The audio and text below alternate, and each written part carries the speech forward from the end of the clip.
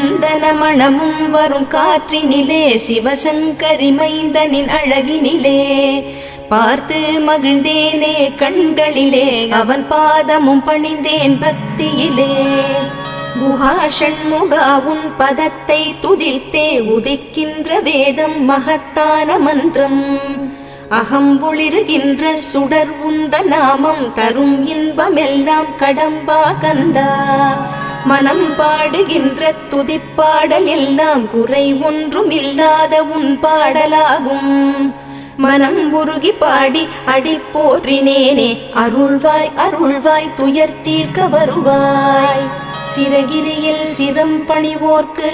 துன்பம் ஒன்றும் இல்லையே